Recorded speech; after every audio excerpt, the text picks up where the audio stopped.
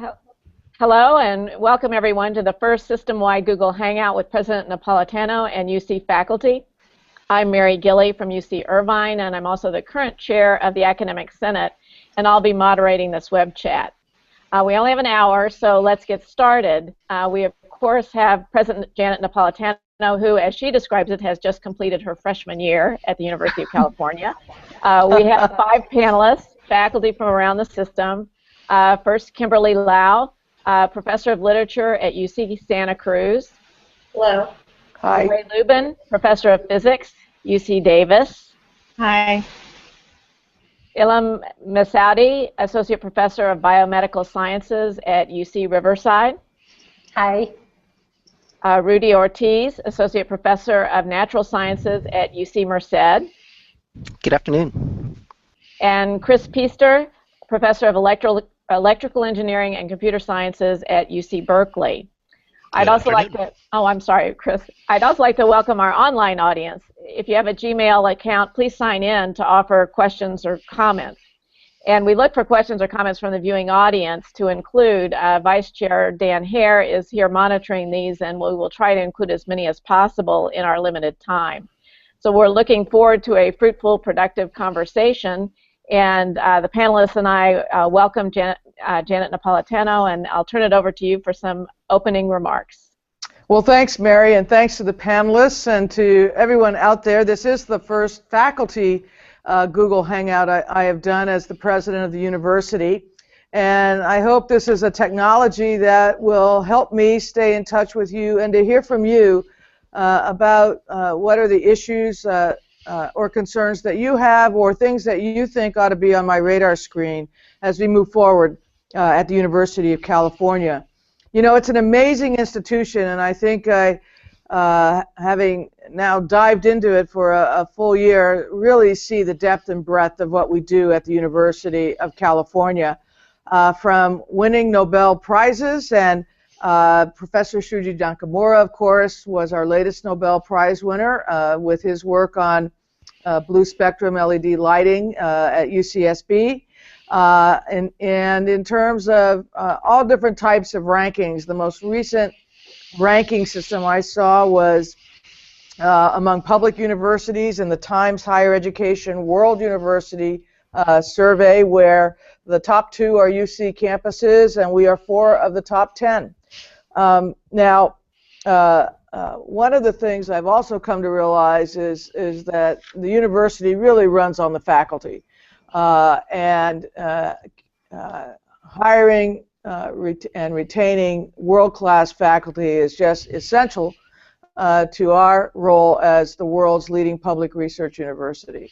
And I view my role as working with the chancellors and working with the campuses to make sure that the academic and research missions are supported in every way that we can do so. We are, as you might imagine, deep in budget season right now, and preparing the budget for the 15-16 school year and beyond, looking at what our financial situation will be for now and in the future. I'm pleased to say that I think we have stabilized from the deep cuts during the recession. Really the question now is how we move forward and how we continue to invest in academic quality and in the classroom experience for our students. So a lot of work on that. The budget will be presented to the regents in November at their regents meeting. As we look at the budget, obviously we'll be looking and are looking at things like faculty salaries, startup packages, and the like, and I know those are of some interest, both to the panelists probably and to those who are watching in. So I've got that. I think it's key, I think it's important, and I think there are lots of other things that we are doing at the university that also serve to support the faculty in their teaching and in their research missions. With that, I'm going to stop talking and let's begin with questions from the panel and from the audience. Okay, thank you, Janet.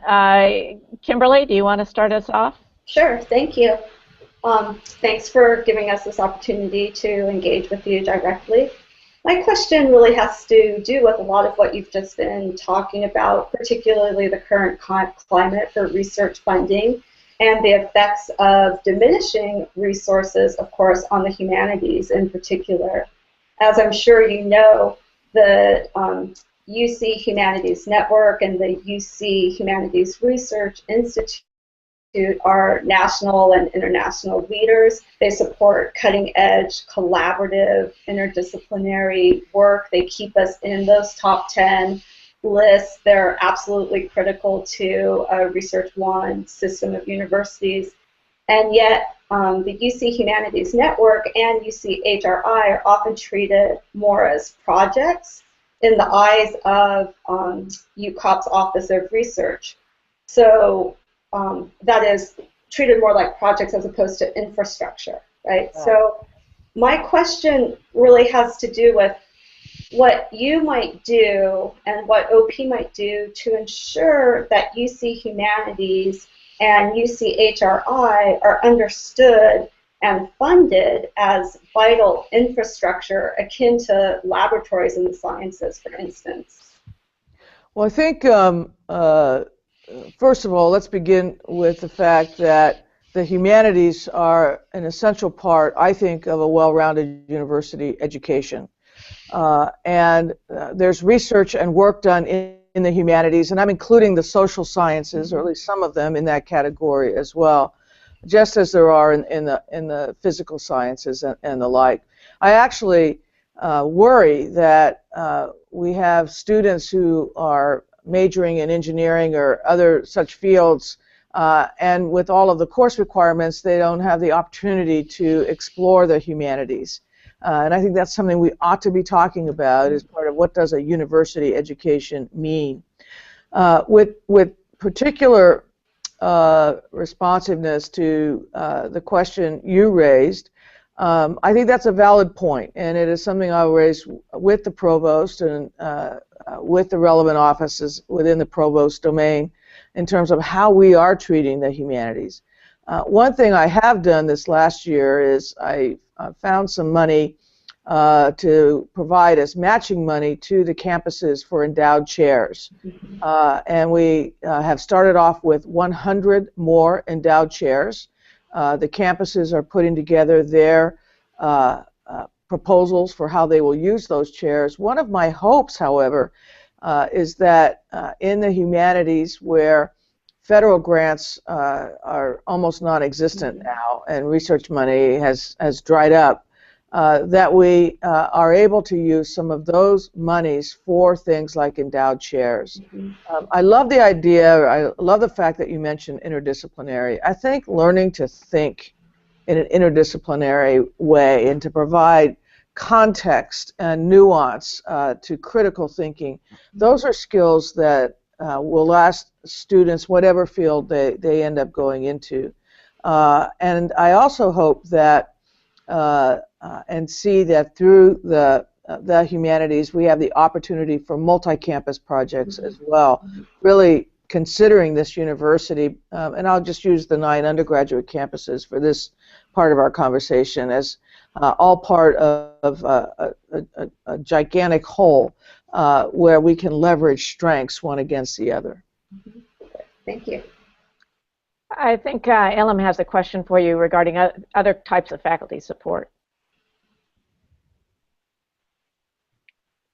You need to unmute yourself. Yeah. There's a little bit of a time delay.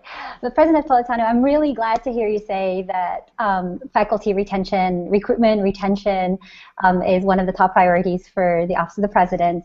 I have lots of questions regarding that field, but I'll stick to one for now, which is the total compensation study. So the latest figures show that our salaries within the UC system are below those of comparable institutions, and so we just wanted to hear your thoughts regarding what plans you had in mind to bring us more in alignment with comparable institutions and maintain the competitiveness of the type of faculty that we recruit, who recruit, how we retain them. Yeah, I think we have to look at a whole universe of things. I think for a long time, quite frankly, the assumption was that with the benefits associated with the actual salary, that the total compensation package was equal to or greater than our competitor schools. I think the total remuneration study will demonstrate that that's not necessarily so. I think there's also been an assumption that there is a premium for the privilege of living in California and teaching at the University of California. And while I think both of those are important, they do not fill the delta if the delta is too large between us and our competitors. So we have to come at it a lot of different directions. One is, as you know, we did provide university-wide increases this year, I think for the first time in a long time. Secondly, the chancellors all control within their domains additional monies now for things like startup packages for faculty and for, I don't know what we should call it, but when there's a faculty member who's being heavily recruited by other institutions in order to match or come close to matching what is being offered. The third is supporting an environment that scholars will want to stay in. In other words, if you have a critical mass of people working in the same general area, by way of example, a lot of times they want to stay in proximity to one another. So looking at how we support those kinds of things. I will say, without specificity, because again the regents haven't seen the budget yet, nor have they approved the budget, but I will say that within my proposal to the regents will be money for investment in academic excellence, and of course key in there is the faculty. Thank you. Rudy, how about your question? Yeah, thank you for allowing UC Merced to participate in this conversation. These are important conversations, so we're thankful to be part of them. Going along the same lines, given the recent decline in federal funding for STEM fields specifically, and little optimism for robust increases over the next couple of years that will likely contribute to stagnant funding levels, are there any UC-wide contingencies to support UC research, especially for junior faculty coming out of the recent recession, so as to safeguard against UC losing its position as a global leader in research and innovation? Yeah. Here's the way I look at the federal picture on research. I think you're right that that it has, the glide path has been in the wrong direction. Absent another round of sequestration, I think it's at least stable at the federal level. And without being an optimist, I do think there is a bipartisan recognition in the Congress that some additional monies need to be put into basic research. There was a very significant hearing held in the Senate Appropriations Committee this past spring on that precise topic, and it was really one of the few hearings I've seen in the last 5 or 6 years that was bipartisan in nature. I think sadly and ironically, the recent and ongoing Ebola crisis is elevating in the public's mind what research does and how it can be used. And I can imagine there being kind of a bump in the NIH type funding for a while, hopefully not tied only to Ebola, but because of Ebola and how it's caught the public's attention. So we're going to continue to advocate strenuously in Washington on the federal funding side and on the grant side. We get just a little interesting factoid. The University of California gets almost 10% of all of the federal funded research dollars that are out there. So we are big recipients of federal monies, and of course we could use a lot more because we do great research and we would put it to great work. That brings me to the problem of young faculty. Because it has become so competitive to get federal grants, the trend has been that older scientists who have received grants before get the larger grants, which is interesting because the data shows that most significant discoveries are made earlier in a person's career when they are younger scientists. And I think because the rejection rate on grants has gotten so high, we're leaving a lot of good science on the table. We're working on several things at the university to help compensate for that for our younger faculty. And again, without being too specific here, we are looking at our own opportunity to provide grants aimed at younger faculty that we would fund out of some monies I think that I can identify. Would that totally make up for the lack of federal support? I don't think so, but I am definitely looking at something aimed at younger faculty. Okay, thank you. I think Lori also has a question related to research support. Yeah, so this is along the same vein. I mean, as you know, the sort of system-wide research portfolio has, the amount of money in it has significantly declined over the past few years. And now you've proposed for the Innovation Council and UC Ventures, which has quite a bit of money associated with it. So I wondered if you could just elaborate on those programs and how you expect that to help support faculty in their research. Yeah, let me, those are two different things, and so let me describe what each is, and they serve different purposes. The Innovation Council is an advisory group to me. It is primarily people who are not on the faculty. They're in the private sector. Some of them are in the VC area, some of them are in the manufacturing area, some of them are scientists themselves who are in the private sector. The idea is to be able to draw upon leaders in California, the innovation part of California's economy, to get advice in terms of things like what areas they need students in, and what skill sets they need in students, different ways the university can participate in the innovation economy, different ideas for partnerships between the university community and the innovation economy. So it's really an outside advisory group designed to give me a greater universe of thinking in terms of the university and its relation to the state in which it lives. The UC Ventures is designed as follows. As you know, we manage over $90 billion in assets for the university. About 60% of that represents pension funds. Another significant chunk is endowment. And then we have a small part that's working capital. We have always invested a small part in kind of VC, high risk, potentially high return investments. And the idea that we've generated is, what if that were to be directed at work coming out of and or related to work done at the University of California?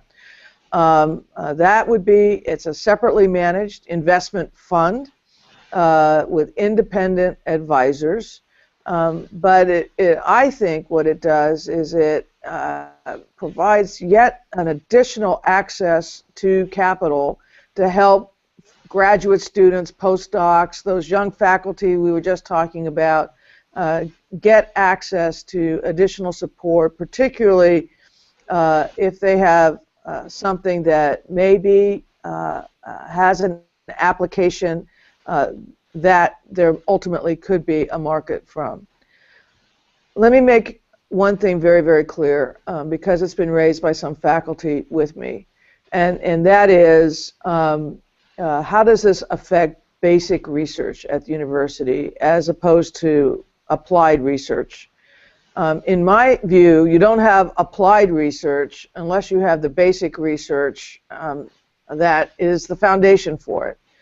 I understand this very, very deeply, and I understand how someone may spend 7 years, 10 years, a dozen years, a very long time researching how a protein migrates across a cell or how a particular light spectrum is developed.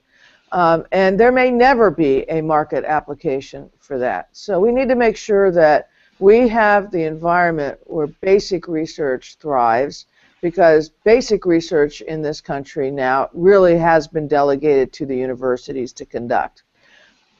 However, that to me is not mutually exclusive without also undertaking and looking at the applied research, the translational aspect, the so-called tech transfer, which is a subset of that, and putting some of our own investment money into that sphere as well. Thank you very much. Chris. Hi. So you mentioned earlier engineers taking humanities courses, and I just happened to be doing undergraduate advising this afternoon, and that was the biggest topic of conversation, actually, is what were the fun humanities courses to take. And I think, in my memory, the engineers haven't taken as many humanities courses before as they are now. I think we're increasing that. And then kind of on the flip side, it's interesting. Good for you. That's great.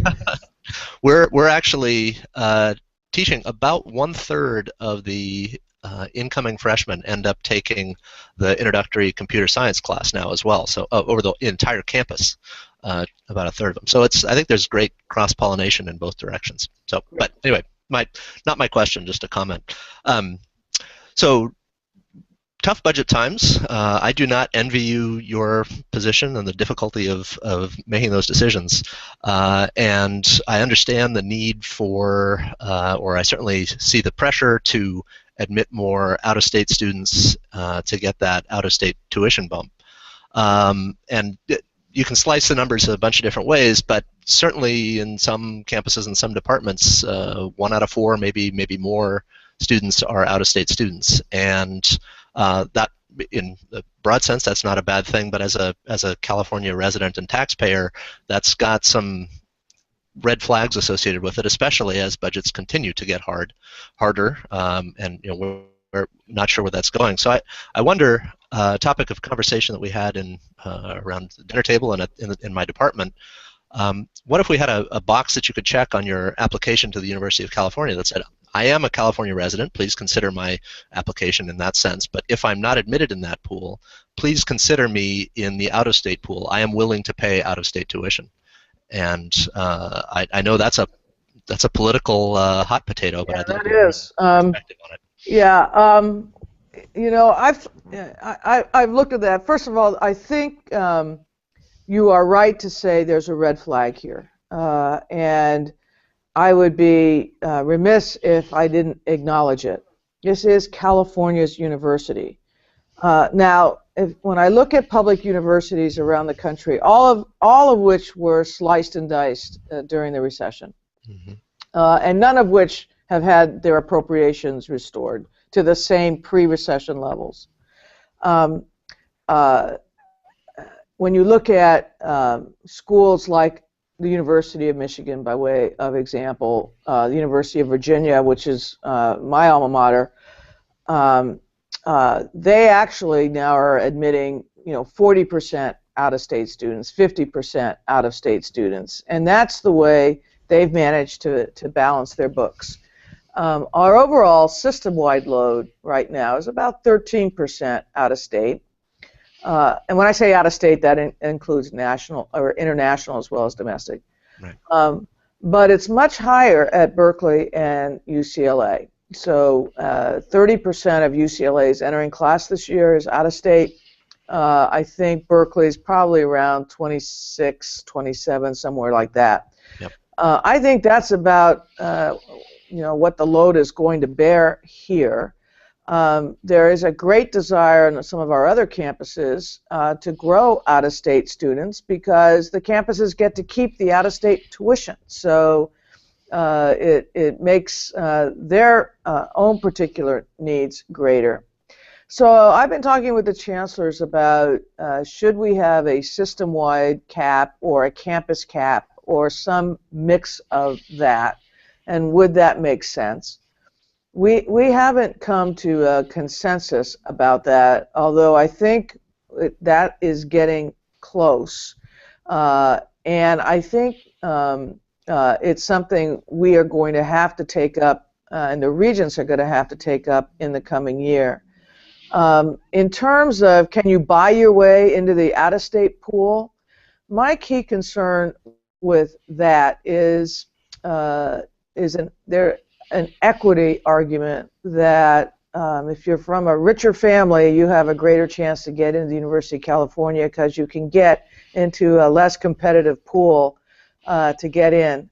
And I think that is such a deep equity argument that I'm not willing to go down that road at this time. I think there are other ways to handle the in-state, out-of-state issue, and I would rather explore that.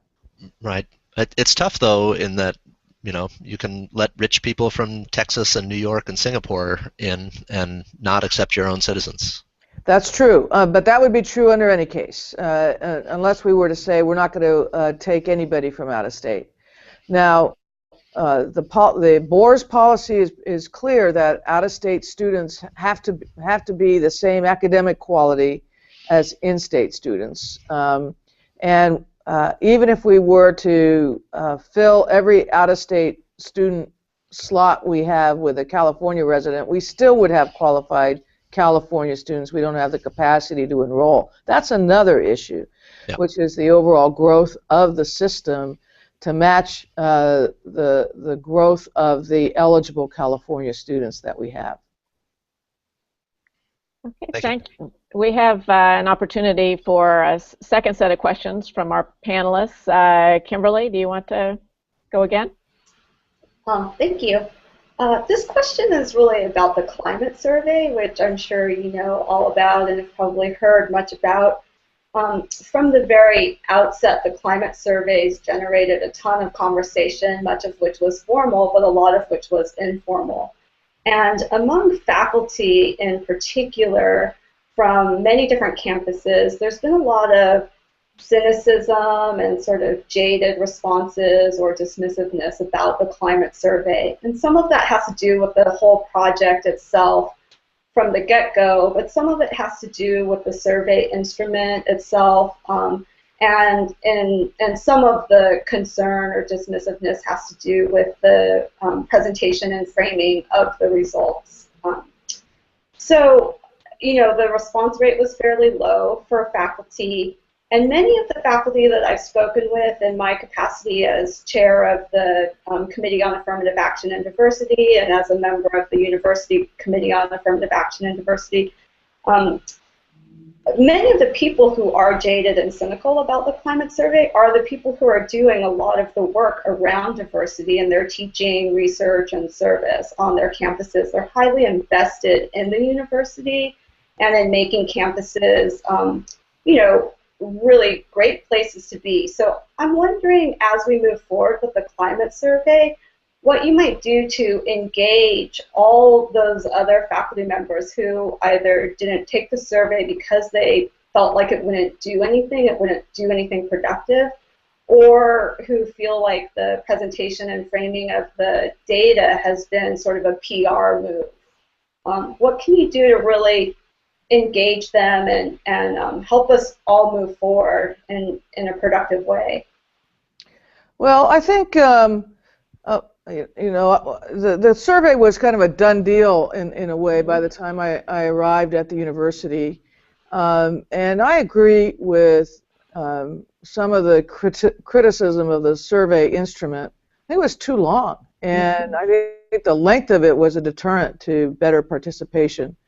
And an awful lot of time was spent not only working on the instrument, and some of the, you know, they had consultants and they had people who'd done it at other places and all this kind of stuff. No survey instrument is ever perfect in everyone's eyes. That's just life.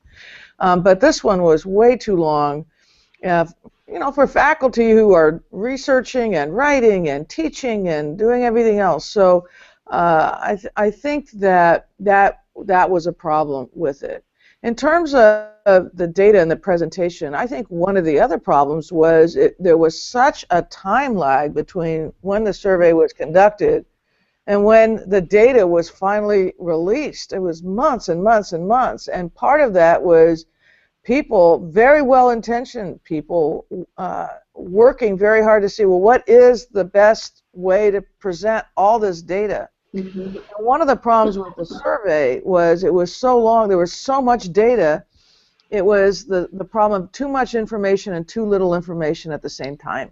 Because it's really hard to pull out of that data what it is that's actionable, what it is that we need to not only focus on, but laser in on it, and what we should be doing. So the decision made was to disaggregate it by campus, as you know, to have every campus look at its own data and formulate its own plans. And that work is going on, and the provost meets regularly with the campus leaders in this arena to see what is actually happening. But in the meantime, I think there's a few other things that we ought to be doing to make sure that our campus climate is as healthy as possible and as strong as possible. One is to make sure that we foster an atmosphere of inclusion. And I mean inclusion in the student body, and I mean inclusion in the faculty and amongst the staff. One is to foster an atmosphere of safety, and that's why I've put such a heavy emphasis on dealing with this issue of sexual assault on campuses, which I think has kind of been festering for far too long, and we're now, kind of bringing it out in the open and dealing with it. And I've met with a lot of student groups about this and emphasize to them that campus climate, they own campus climate. I mean, it's their campus, and they own and have to be part of the culture change that really goes into the prevention of things like sexual assault, even as we deal with how investigations are conducted and the like.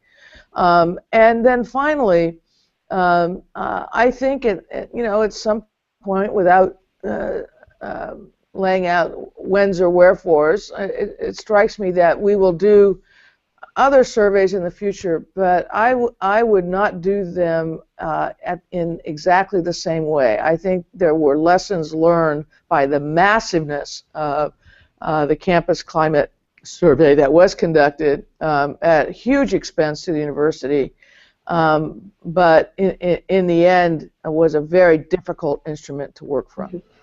Thank you. Elam. So I'm going to ask a question about that's close and dear to our heart, especially the School of Medicine at UCR. And that is the question of DACA students and access to School of Medicines. At this point, we don't have a uniform policy that's system-wide regarding admission of undocumented students into School of Medicine. And even, they have hurdles that they have to face in terms of getting access to federal grants and scholarships. But even if we had this amazing slush fund that we could fund these students through that did not rely on the federal funds, once they get out of medical school, they face the hurdle of licensure within the state of California. And this is something that's nationwide as a problem. I know the state of Illinois has taken some steps to fix this, and they're actually worked with the legislature to make sure that DACA students can graduate and be licensed in the state of Illinois to practice. So we're facing a shortage of physicians, especially in underserved areas such as the Inland Empire, and I just wanted to hear your thoughts regarding what the Office of the President is thinking about doing to have a policy system-wide, and also to work with the state legislature to make sure that we recognize this as an issue and work towards a resolution of some sort with regard to licensure. Thank you. Well, that's an interesting question. That's the first time that's been raised to me, because we have DACA students in every medical school, I think, in the system. I was just at UCSF the other day where they welcomed the entering class of medical students, and several of the DACA students came up to me. So I'd have to verify that it's inconsistent amongst our medical schools. That surprises me. That's right. So I just want to clarify. We actually don't have a system-wide policy. So I think that it's great that we can admit them, but then we need to help them get licensed and be able to practice and stay in our that goes to the second part of your question. So in terms of the financial aid, one of the things we worked with the legislature on this year was to create a revolving loan fund for students who are DACA and cannot get federal financial aid. So I need to look into the accessibility of that revolving loan fund. Jerry Brown just signed it a couple weeks ago. We're putting money into it. CSU's putting money into it. The state's putting money into it. And the idea is that DACA students can get access to loans from that pool on the same criteria as from if they could get federal loans, but then they repay the money back into the pool. So a question I need to check into, does that apply to medical students as well? In terms of the licensure, I think this probably qualifies for the lawyers as well. You get into the professional licensing organizations, and again, our policy as a university is very clear. These young people have done everything we've asked them to do. They're well educated. They're ready to serve their communities. We provide in-state tuition for them as undergraduates. We admit them to our graduate schools. They ought to have access to the workforce for which they are trained, and it would have particular applicability to the underserved areas of the state. I think that we would be, and I would be, very supportive of such an effort to look at and re-examine whatever licensure prohibitions there are. Thank you. Great. Rudy, do you have a second question? I do.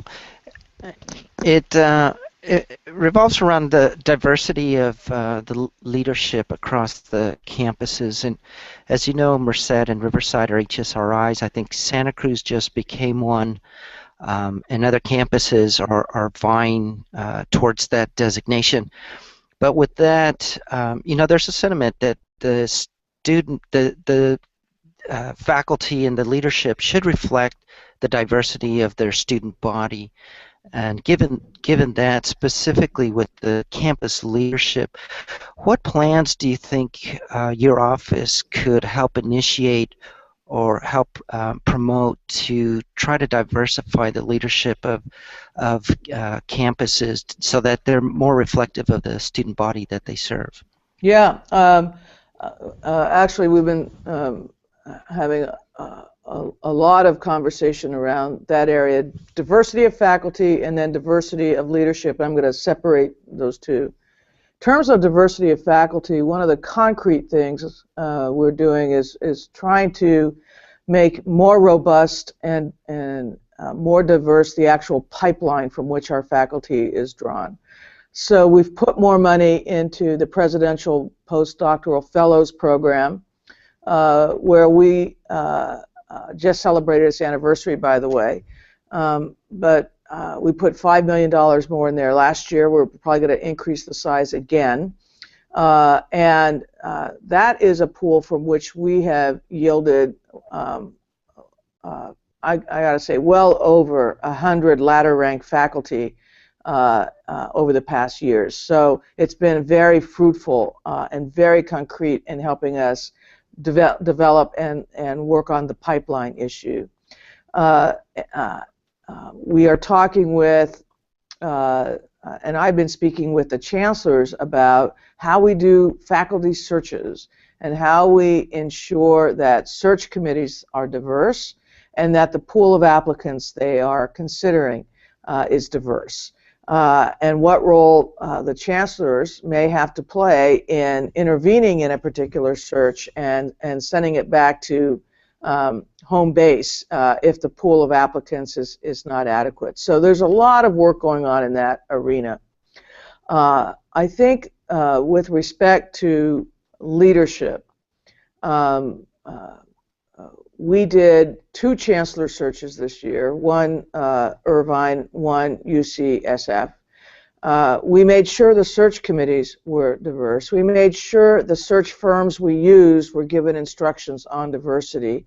I sat on both of the committees, and both of them, the 6 or 7 finalists who were brought in for interviews had substantial diversity representation.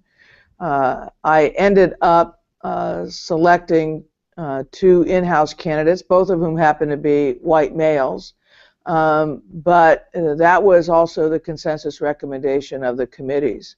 That being said, we need to be doing things like leadership training, leadership recruitment, preparing members of our faculty who are women or who are from underrepresented groups to take over leadership roles in these campuses. We have the Coro program now. Perhaps we expand that. We look for other ways to, get people into succession planning so that we ensure that we are reaching our diversity aspects. So a lot of work going on in that area, and I must say the faculty needs to own this too, because the faculty populate the search committees, and the ultimate leadership on the campuses comes out of academia. So the faculty, I think, could be very, very helpful in this regard. Okay, before I turn back to Lori and Chris, we've got a question from the audience, the online audience, about health care benefits. You mentioned that benefits are not keeping us competitive in terms of our lower salaries. The question is about how we go about maintaining quality health plans at affordable prices. Well, actually, we offer a lot of health plans. Our health care benefit is competitive. What I was saying is that it is not so much better that it fulfills a big salary gap. And I think there was an assumption there that operated for a number of years. But we have, I believe, a very healthy set of choices for our employees. And I actually think that it really depends on people kind of looking at what choices there are. We've now done the transition to UC Care, but that's not our only plan. And we'll be making, as we go forward, changes in that and other changes in aspects of some of our other plans. But I got to tell you, I come at this, I was a former, as you know, employee of the federal government and employee of a state government, another state, but nonetheless. And I must say that when I saw the menu of options at the University of California, it was more than competitive in terms of the choices to be made. One area where I do think we can continue to improve is how we provide information and communication about the healthcare options available to our faculty and to our staff. I think there were some lessons learned from the UC Care rollout. We want to continue to work to improve that. Thank you. Lori, do you have a second question? Let me unmute. Yes, I do. And thank you for mentioning the sort of better communication for the medical plans. That was a serious issue, I think, last year certainly on the Davis campus and probably campus-wide. So my question concerns web-based or online teaching.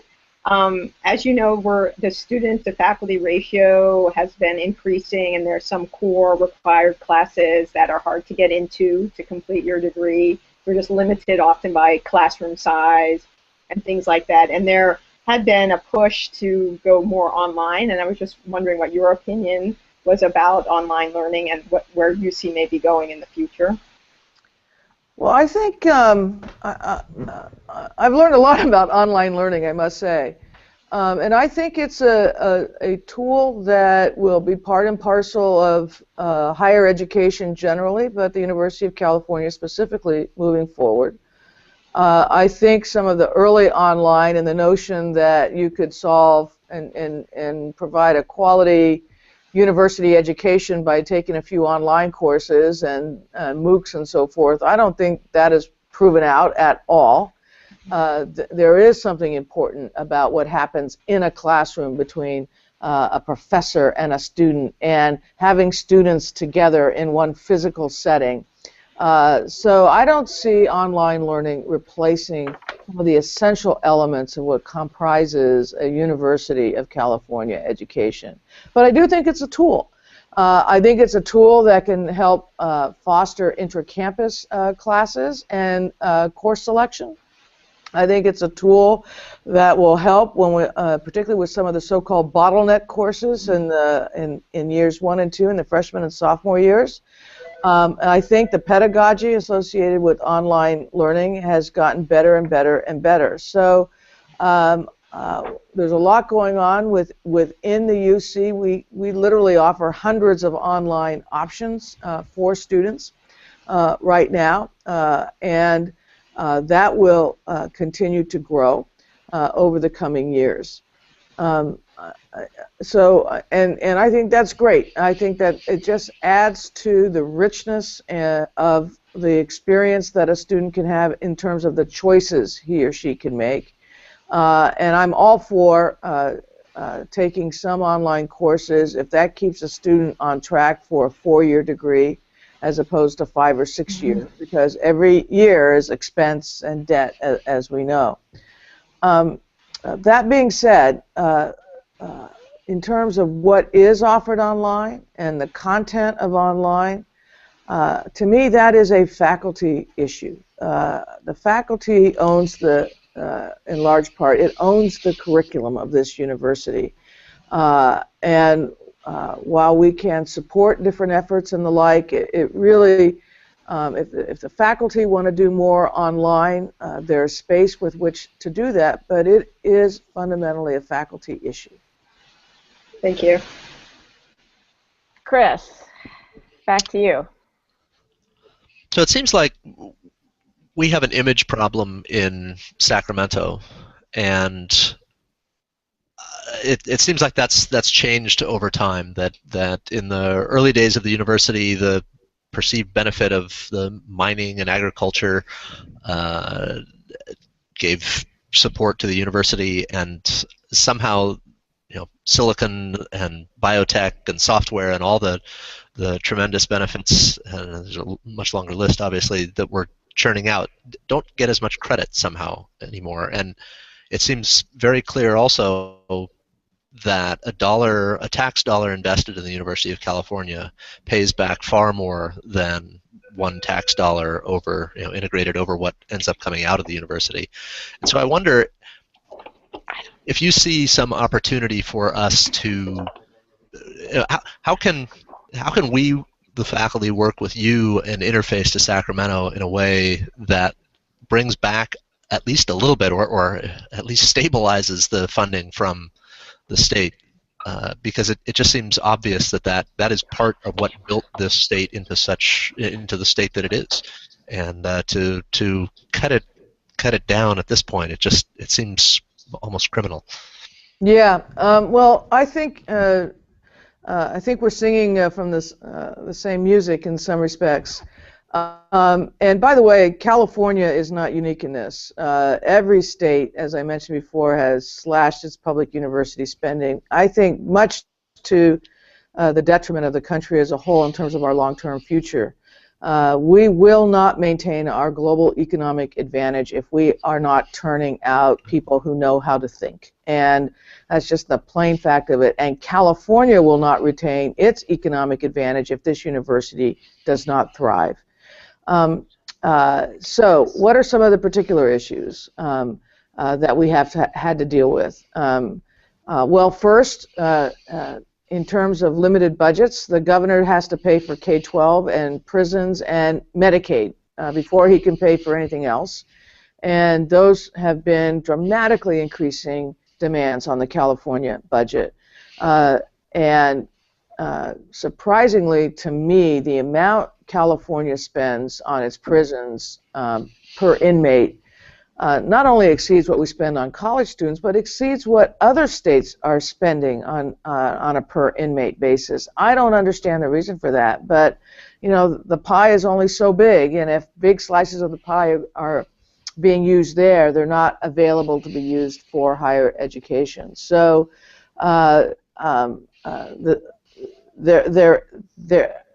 but that's the pressure on the governor, right? He's got to pay for those three things before he can even consider the university. Now, in terms of, are they going to continue to slice and dice? No. The last years, there have been small add-ons back to the core budget of the university. So I would say that assuming Jerry Brown is reelected, we can expect at least that base level of stability. The problem is that base level of stability, to me, does not adequately invest in the university. So we're going to be up there advocating for more. It was interesting to me in this last round in the budget. The legislature actually appropriated more for the university for deferred maintenance as one-time money. The governor blue penciled that out. He wanted more deposits in the rainy day fund. That's a problem. So we're going to have to continue to advocate, and particularly advocate with the governor. By the way, we got great support from our unions in that request for additional monies, and that's a new development, and I think a positive one for us. So we all have to think about this as a team. Now, what can the faculty do? One of the things I think is very helpful is engagement with your local legislators in a focused way. B, thinking of ways to demonstrate what it is that you are doing. You know, if you are doing a particular type of engineering research and you've got something kind of neat and nifty and what have you, be willing to help us explain it, discuss it. You know, we need to make sure that we are as transparent as possible in terms of all the great stuff that happens at the university. And I think be a megaphone for the university in terms of what it does provide to California. So we worked with the Academic Senate last year on some of these things. I'll continue to work with the Academic Senate. We had a lobby day in Sacramento together. I thought that was great. But a lobby day does not substitute for continuous, persistent online engagement with Sacramento. And what I would propose that we do with the faculty is really see what it can contribute to our ongoing campaign for the university. Okay, well, I think transparency is not enough. I think projection is necessary, so I agree with you, and I think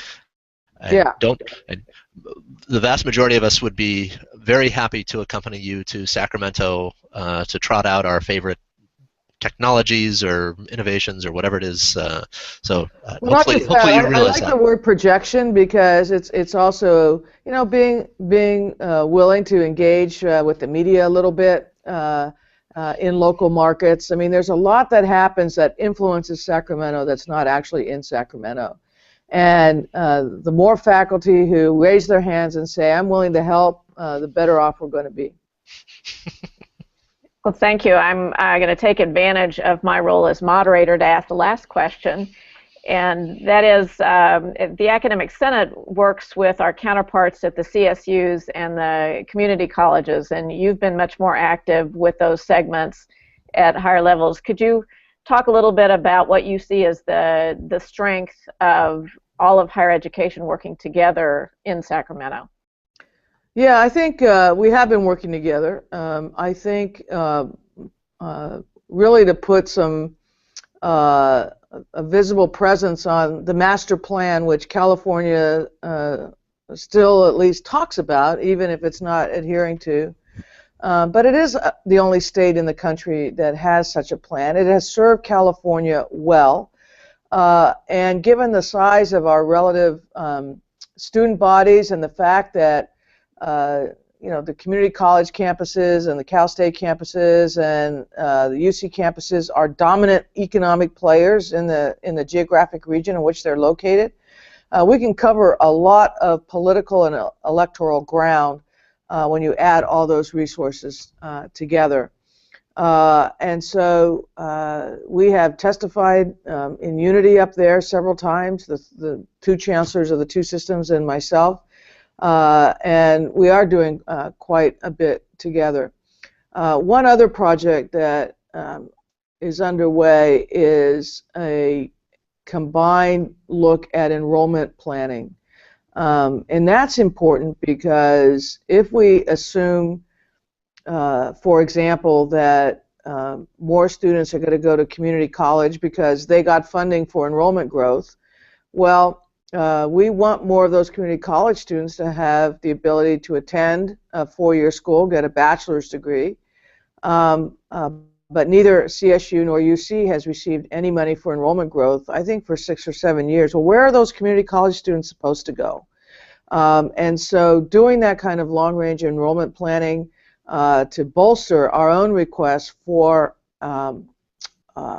funding to match what's being done and to look at it as what does it take to provide access to a quality public higher education in California. We are better off if we're advocating together than if we're advocating separately. We're not the same. I mean, we are the research university. Research universities are different. Our costs per student are different. Lots of things are different about a research university compared to a two-year school or even to CSU. But on that basic notion of what does California need out of its public higher education system, we are united. Well, thank you very much. I believe time is up, but I appreciate you helping to organize this hangout with the faculty. And do you have any final comments for us, President Napolitano?